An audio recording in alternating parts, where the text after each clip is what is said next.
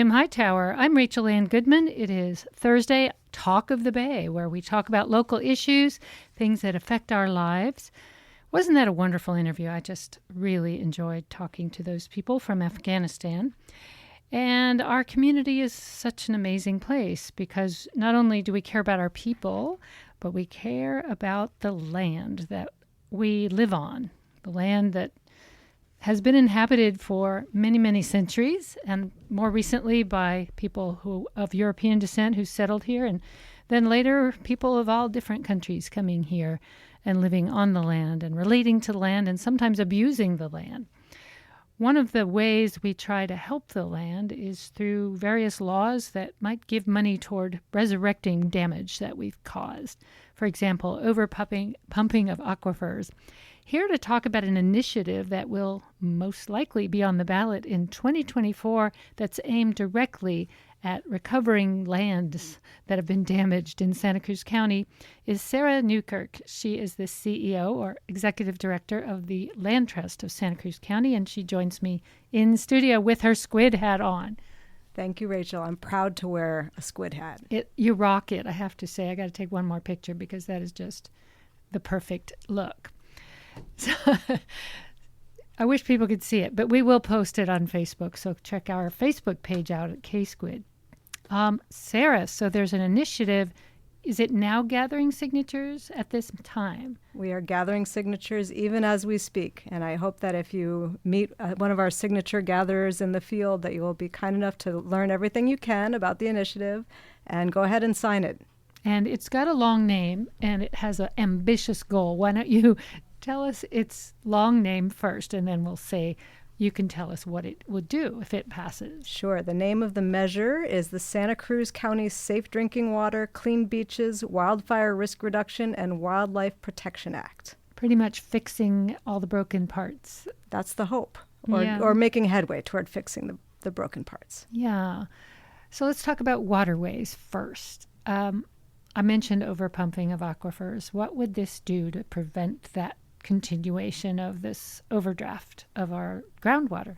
So the foundational notion on which the measure is designed is that the land base has such an important role to play in providing all of these incredibly valuable services that our communities really rely on. The land base has an incredibly important role to play in providing safe drinking water and water to provide for our magnificent agricultural community. The land base has a critically important role to play in reducing wildfire risk. That is, well-managed lands are excellent at playing these roles, and they're well documented and scientifically founded. In addition to the roles in which we're maybe more familiar as wildlife habitat, as recreational open space, as farms and gardens, I think everybody in our community has a really tight connection with the land. And what this measure will do is recognize that lands that are well cared for and well stewarded will provide those values and those benefits for our community on in perpetuity. But if we're unable to care for our land base, it's going to cease to function in those incredibly valuable ways.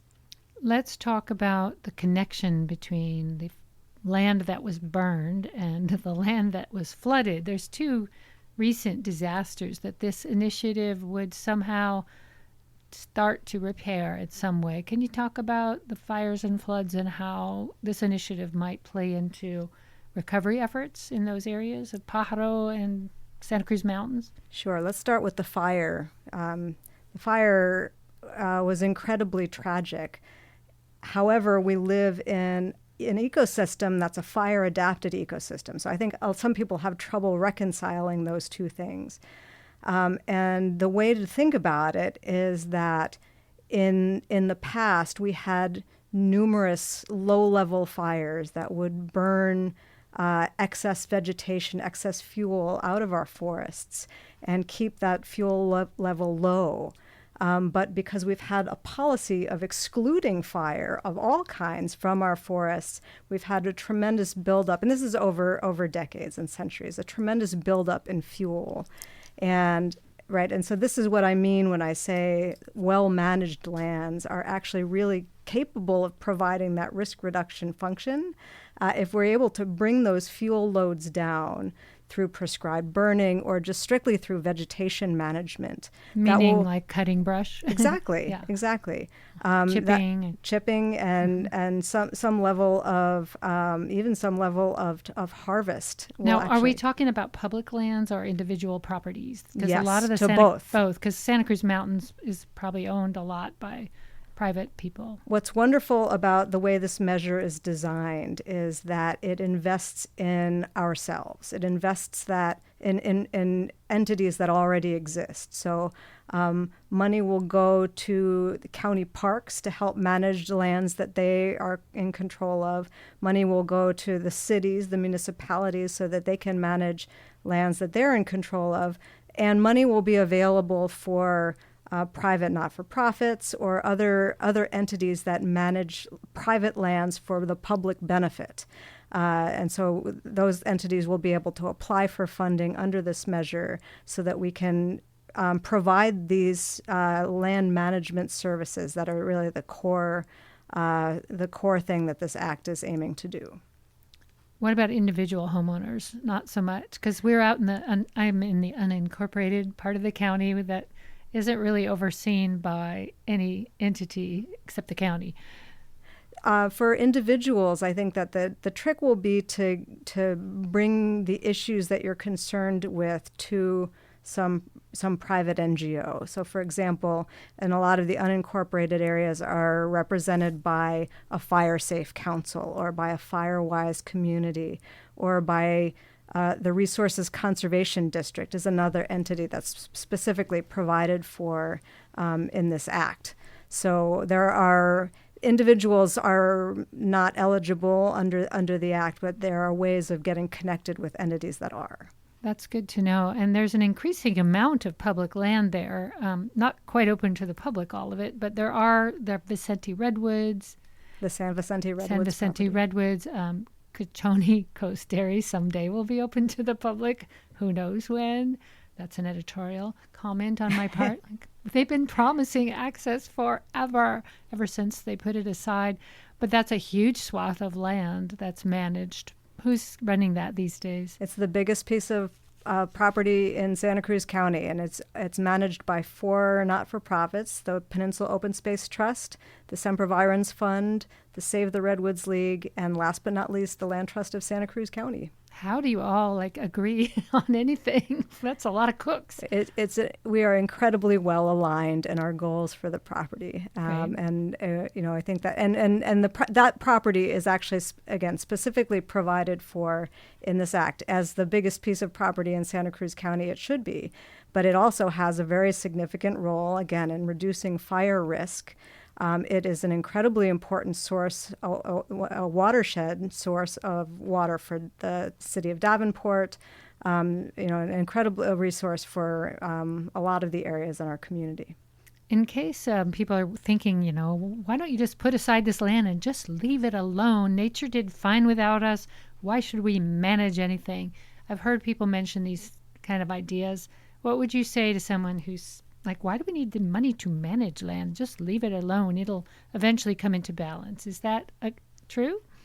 I think if people are willing to live with the risk of catastrophic wildfire and catastrophic flooding, maybe that's true. But the truth is that we've been managing these lands. And when I say we, I mean the original inhabitants of these lands have been actively managing these lands for millennia. Before European settlers came here, before the policy of strict fire exclusion, the indigenous people that occupied these lands were burning them. They were doing effectively indigenous cultural practices that maintained these lands and stewarded them.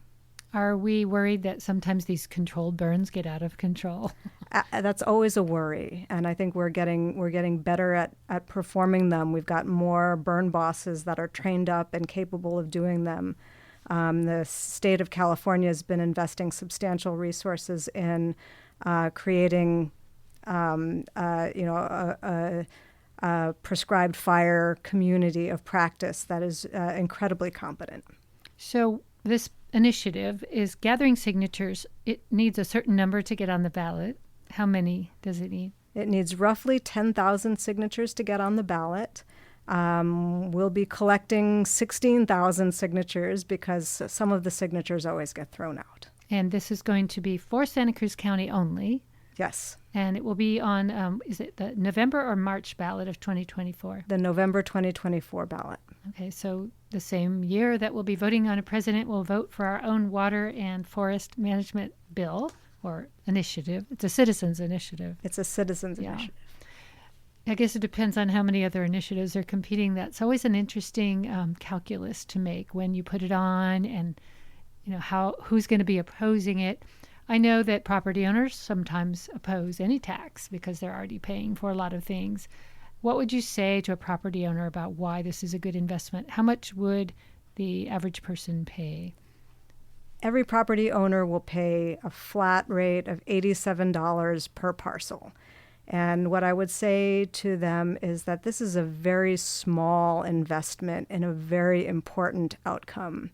This is a very small investment in the long-term viability of all of the property around Santa Cruz County. So for the cost of less than your Netflix subscription, you'll be getting a year of additional stewardship and management, the flood risk reduction, the clean water, clean beaches, well-maintained parks and open spaces, wildlife habitat, all for the low, low price of $87 a year per parcel.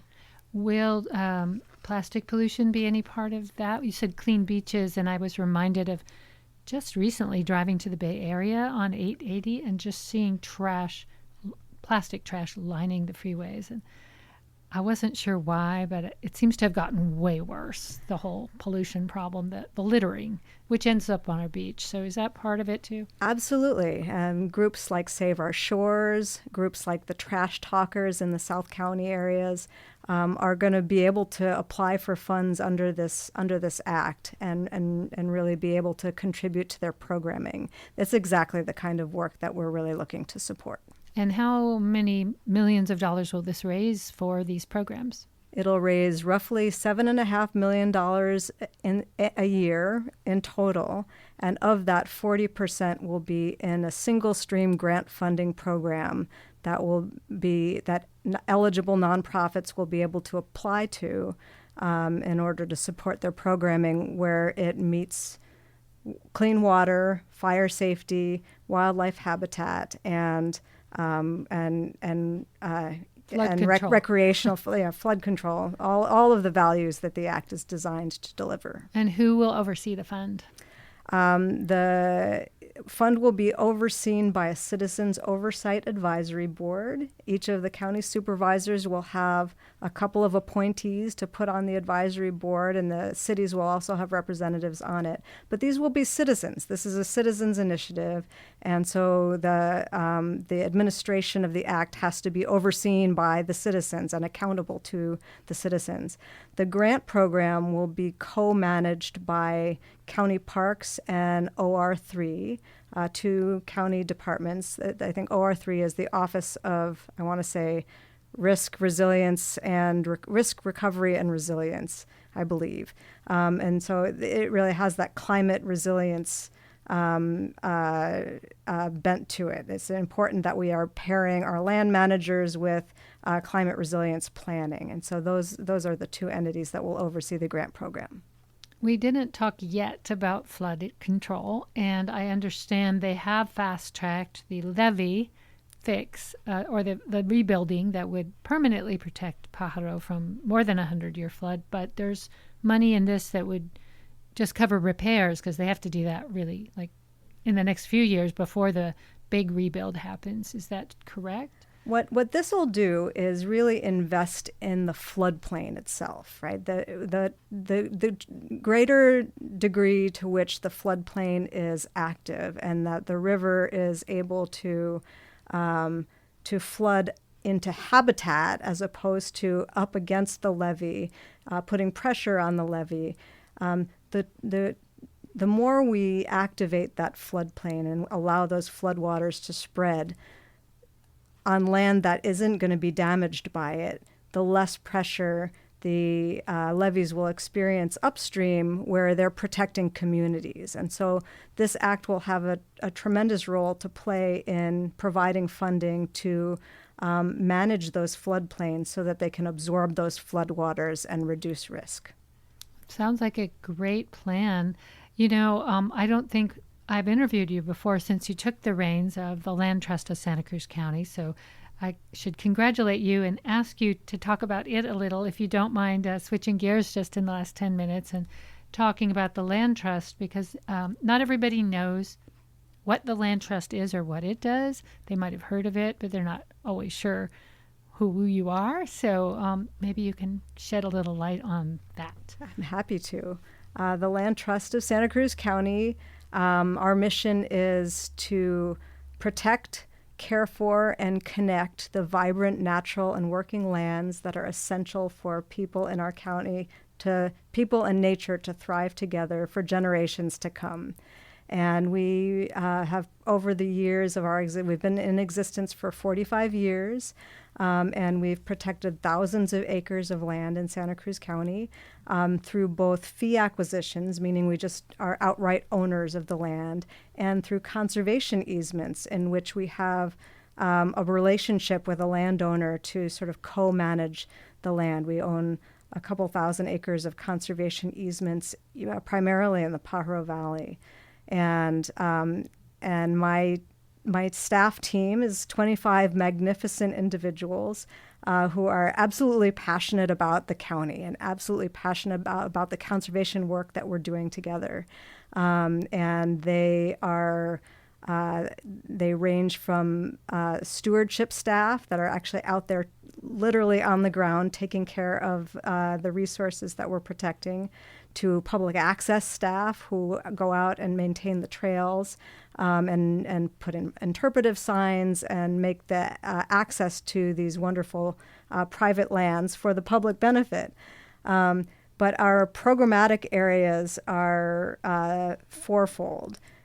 The first is wildlife habitat, and that's been, I think, the reason that the Land Trust was born in the first place. It was fear that we were going to overdevelop Santa Cruz County and that there wouldn't be any space for wildlife habitat. And that we're still incredibly involved in that. In particular, recently we've recognized that just protecting isolated islands of habitat throughout Santa Cruz County isn't enough. We have to connect them to one another. And so we've been building wildlife corridors. The underpass under Highway 17 is something that we've done together with Caltrans and a number of other partners. We'll be building another one over Highway 101 in San Benito County. So wildlife connectivity is a pretty big focus of ours with climate change. But our second programmatic area is agriculture, and we primarily spent time and resources protecting prime agricultural lands from conversion to subdivisions and development and so forth. We've recently recognized that with climate change, a lot of the agricultural land that we've worked to protect may become less productive over time as it becomes more frequently flooded or more frequently prone to drought. There's a number of climate impacts on agricultural lands. And so we've expanded our focus to beyond prime agricultural land to marginal land that may be able to be retired from production and converted back into habitat. A lot of the agricultural land started as habitat, was converted to ag. It's incredibly productive and incredibly important to the economy of our county, to our public health. But there's not a lot of point in continuing to farm land that's no longer productive, and we are creating opportunities for that land to become something else. The third focal area really is public access. And we've been delivering public access through a number of our properties, the Burn Mill Iron Forest, the Glenwood Preserve, the Moore Creek Preserve, the San Vicente Redwoods. We've recently opened up 8 miles of trails up there, incredible recreational opportunities. And in the next 5 years, we'll be turning our attention to South County, where there's less public access open space, and we'll be opening up our Watsonville Slough Farm to a community harvest trails project within the next handful of years. And so that's incredibly exciting. And then the last programmatic area really is increasing public investment in conservation and in land stewardship. And that's what this act is about, is making sure that we have the local public resources in a dedicated and sustained way to invest in taking good care of the land that we've already protected. That's a pretty big remit that you've got for your organization. And like you said, there's 25 people working on these things. Thank goodness. I was particularly taken with the idea that there are pumas crossing under Highway 17 instead of getting run over and killed, because I heard the males have to disperse. They can't stay near Dad or Dad will kill them, so they have to go somewhere else. And that somewhere else was on the other side of 17, and they had to cross it. So now there's this underpass. Do you have a wildlife camera under there? We do, and if you go to our website, you'll be able to see some documentation. We haven't caught on camera a puma yet, but we've seen a bobcat. We've seen the deer have practically moved in. In fact, there's imagery of a doe and some of her fawns coming through and then lying down and taking a rest. And where the deer go, the pumas will eventually go. What's really exciting is that, again, our next wildlife crossing will be across 101. We're hoping across 101 from our Rocks Ranch property in San Benito County. And the researchers that have been documenting wildlife use of Rocks Ranch, where that wildlife crossing will be, have documented, we think, 4 individual pumas, which is a lot for, pumas are very territorial. As you said, that when you have male juveniles, they have to disperse to get away from Dad. But there are at least 4 individual mountain lions in Rocks Ranch right now, kind of waiting to get across the highway. And so we're really excited to be getting on to our next wildlife crossing. These are all really hopeful success stories in a series of news stories that have been increasingly depressing, where it comes to not only species loss, but habitat loss and extinction of species. Elizabeth Colbert's book, The Sixth Mass Extinction, really documents the place we're in, where we're losing birds and, all kinds of core species. So these stories of what Santa Cruz County and San Benito County are doing to try to make it easier are heartening. And it reminds me of that book, Ministry of the Future. I don't know if you've ever read it, by Kim Stanley Robinson. But in it, they talk about these massive wildlife corridors where they pretty much took out all the buildings and let them migrate, which I think we may have to do if we want to save big species, that migrate long distances, for example. But this is a start, perhaps, in the future of wildlife preservation. The Land Trust of Santa Cruz County is one of many land trusts, and I don't know if they link up and talk to each other. There's one in Monterey County. Are you all in cahoots, like trying to preserve big swaths that cross county lines? Absolutely, right? And so the San Vicente Redwoods is an example of that. There are 4 land trusts involved. But yeah, we have a California Council of Land Trusts, and so we're all communicating with one another, and we try to empower each other, and we learn lessons from one another. And so one of the things that I'm excited about this act is that, wouldn't it be amazing if after we had this measure and we were investing local dollars in conserving our lands, wouldn't it be amazing if Monterey County then thought that that was an amazing idea and they had one as well? And then we could have a bi-county investment that could really make the Pajaro River work so much more powerful, because on one side is Santa Cruz County, on the other side is Monterey County, and that we should really be working together. The nonprofits do work together, but our government should be working together more, and our investment of public resources should be better aligned and better coordinated.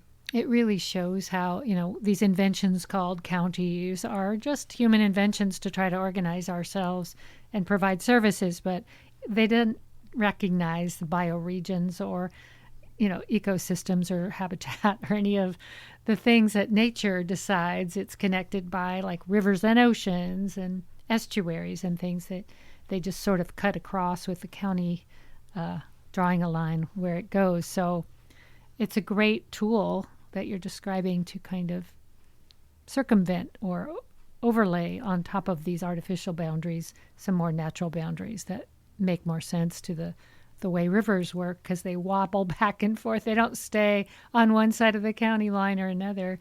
When they flood, they probably flood wherever there's a weak point in the levee, right? Doesn't matter which county is on which side.